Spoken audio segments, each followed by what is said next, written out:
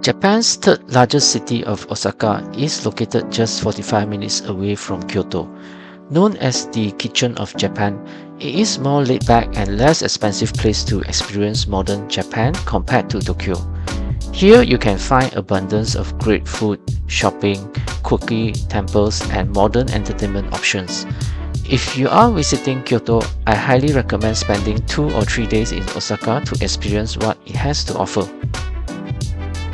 Shown here is the plan for day 1. You can freely switch which day to start first, but the locations for each day is planned to be close to each other. Start the day early at Osaka Castle, as this is one of the most popular attractions in the city. To get here, take metro to Osaka Jokoen station. Then it takes another 15 minutes walk. It is a beautiful castle located inside a huge park. The best spot to take photo is from the small garden with a pond in front of the castle. The castle is actually a modern reconstruction from 1931, and you might want to skip going inside if you can spare the time to visit the best original castle in Japan, Himeji Castle, that I will show in a future video. If you plan to go inside, do book the tickets online via Klook so that you can skip the long queue.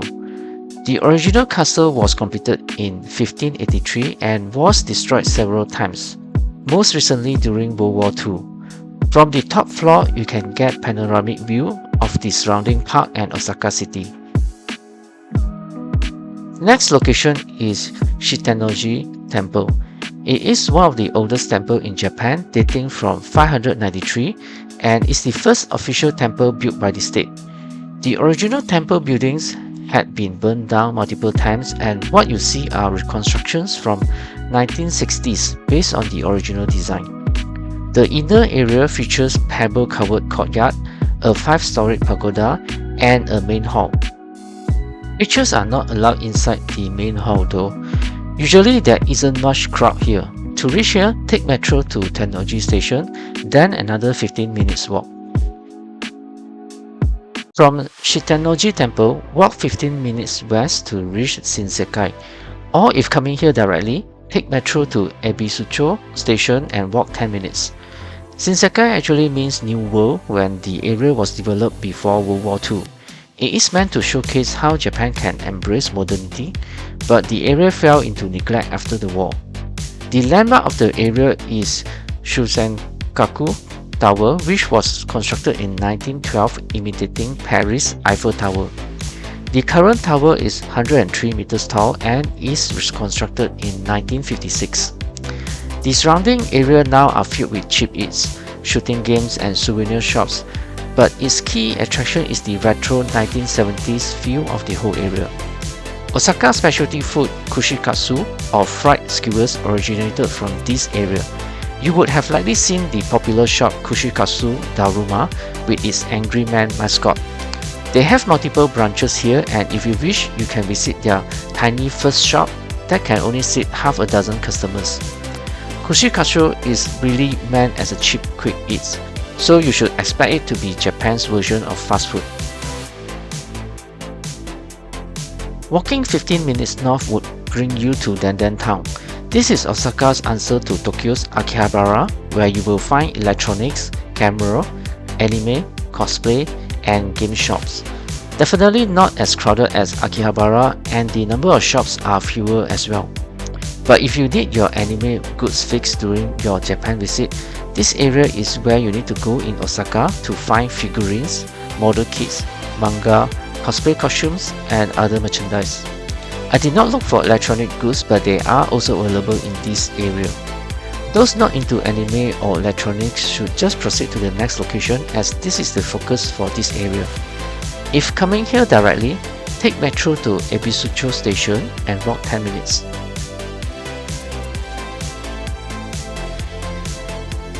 Walking 15 minutes west of Denden Town is Namba Yasaka Shrine. Even though the shrine is quite small, this is definitely one of the most unique shrines you will see in Japan with its enormous lion head shaped building. The lion head with its huge open mouth is supposed to swallow any evil spirits plaguing you, leaving just good luck for those looking to do well in school and business. If you are coming here directly, take the metro to Namba station and another further 10 minutes walk.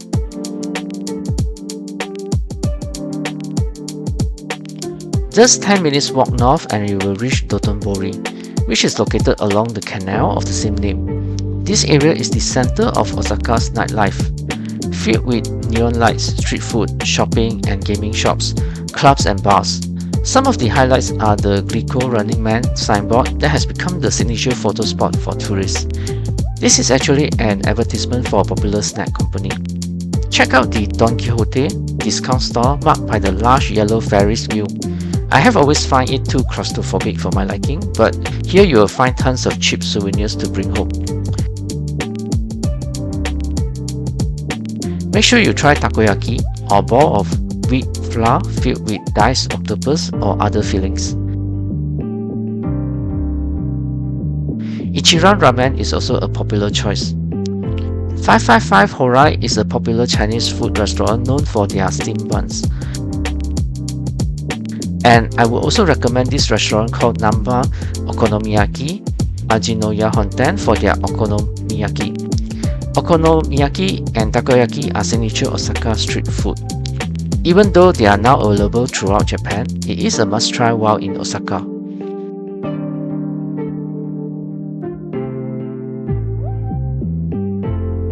Last location for today is Shinsaibashi shopping area that is just north of Dotonbori. While the Dotonbori area is more for eating, Shinsaibashi is for shopping. The 600 meters long shopping street is a covered shopping area filled with fashion-oriented souvenirs, drugs, cosmetics, and gachapon shops. There are also some restaurants here and there in the area. If you are coming here directly, take metro to Namba station and another further 5 minutes walk.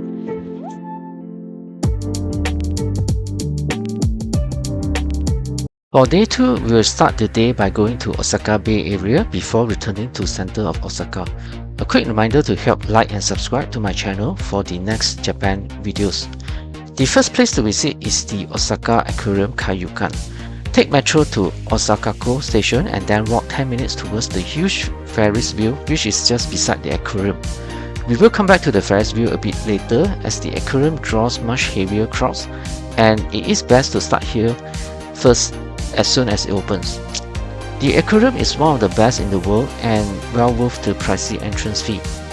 The highlight is the central tank that contains 2 huge whale sharks, several shark species, manta rays and a variety of other smaller fishes. The visiting route takes you in a circular descending route from the 8th floor around the main tank, so it doesn't feel too crowded even with large number of visitors. Another rare species that you get to see is the sunfish.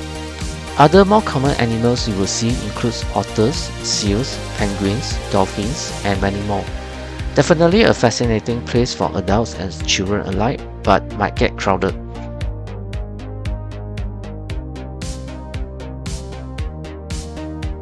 Located adjacent to the aquarium is the pier for the Santa Maria cruise.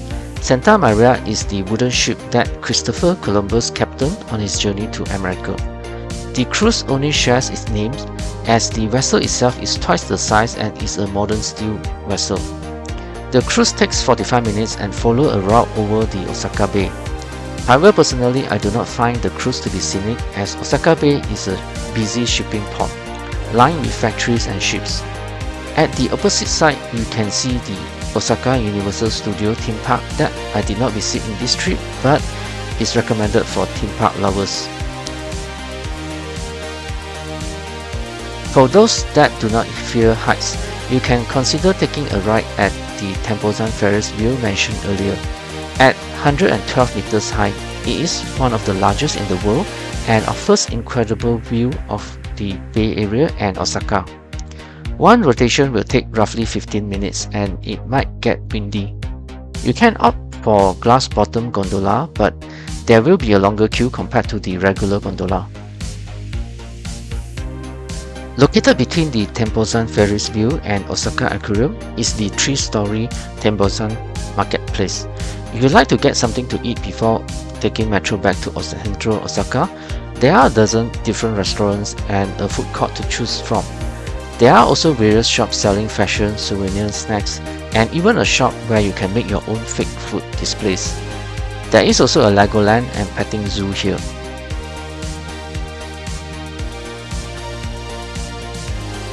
If you can hold out on having lunch, the next location, Kuromon Market, is ideal place to sample local food. It is covered market about 600 meters long with around 150 shops that sell seafood, meat, produce, souvenir and snacks. Similar to Nishiki Market in Kyoto and Shukiji Market in Tokyo, these markets are now catering heavily for tourists, and you will find prices here are higher than local markets. However, it is still worthwhile to come here to experience the lively atmosphere and the availability of large selection of food. Do try out the king crab legs, scallops, eels and other seafood at stalls that will freshly cook the food on the spot for you. If you are adventurous, try out the toxic pufferfish sashimi. To get here, take metro to Dotonbori station and walk another 5 minutes. For the evening, we will be viewing the amazing Osaka night view from the tallest building in Osaka, Abeno Harukas 300. Before doing that, make a visit to Kintetsu department store located in the same building, which is the largest department store in Japan. It is a 16th floor shopping and dining mecca. If you are not interested in shopping, I would still recommend visiting the basement floor where you will find many counters selling mind-blowing variety of food, snacks and souvenirs. A good place to do souvenir shopping. The upper floors are selling everything you can think of, from fashion, cosmetics to household items. There are also 24 more upscale restaurants at the upper floors if you like to get dinner here before or after going up Abeno Harukas 300. The last location for the day is Abeno Harukas 300, which used to be the tallest building in Japan before being overtaken by Tokyo Skytree in 2023. It is still the tallest building in Osaka and offers the best panoramic view over the city. On the 16th floor, where you can catch the elevator up, there is a small free rooftop garden that you can visit. It was lighted up during my autumn visit. The views here won't compare to the top floors though. Taking the elevator, you will get to the observation deck at floor 58 to 60. The large floor-to-ceiling glass panels all around, you can get a mesmerizing 360 degrees view of Osaka. Best time to visit is just before sunset. The inner court houses a cafe on wooden deck, and there are also the usual gift shops. Also try to spot the Shitennoji Tower at Shinsekai that will be lighted up in blue. For day 3, if you are a theme park fan, do spend the full day at Universal Studios Japan. However, if you like some alternative, I would recommend these places. Start the day by traveling far north of Osaka to Minoo National Park. From Umeda Station, take Hankyu Takarazuka Line to Ishibashi Handaime Station. Then transfer to Hankyu Minoo Line to Hankyu Minoo Station. This takes around 30 minutes. The start of the trail is just 5 minutes north from the station. Minoo Park is one of the best places to see autumn colors in a natural setting as opposed to in temples or gardens. You will find some shops and temples on the first half of the trail, while the later half is just surrounded by nature. You will come across Shitennoji Temple located around the midway point.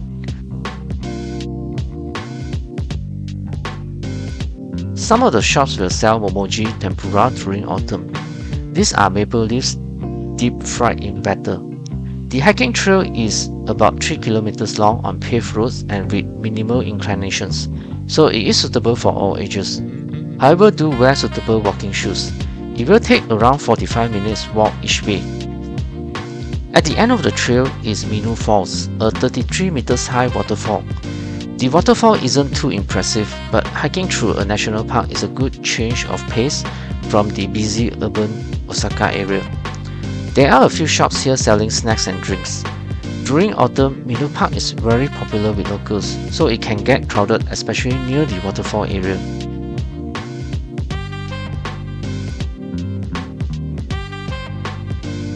From Hankyu Minoo Station, there are no bus to Katsuoji Temple. You have to get on one of the taxi.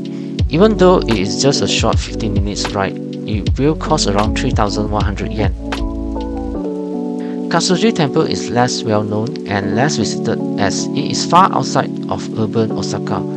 However, if you are visiting Minoo Park, it is worthwhile coming here as well. The 1,300 years old temple is best known for tens of thousands of Daruma dolls, Japan's most recognizable symbol of good luck, and you will see them everywhere in this temple. The best photo spot for the dolls is the steps area where big Daruma dolls are stacked on top of each other. The temple grounds is huge with tree-lined paths bringing you to multiple buildings offering panoramic views. There is a mist-covered bridge and a pagoda as well, surrounded by gardens that are best during autumn or spring. To get back to Osaka, you can catch the bus just outside the temple to Minoo Kayano Station and then take metro back to Osaka. But do check the bus schedule as usually it is only once an hour. If you have more time in Osaka, I would recommend below activities. A full day for Universal Studio Japan, a day trip to Himeji or Kobe. You can also do day trips to Nara or Uji, but this will be closer to Kyoto and best done as day trips from there. I will have subsequent videos covering Himeji and Kobe. In terms of essential apps, you will need Google Map for navigation and Google Translate.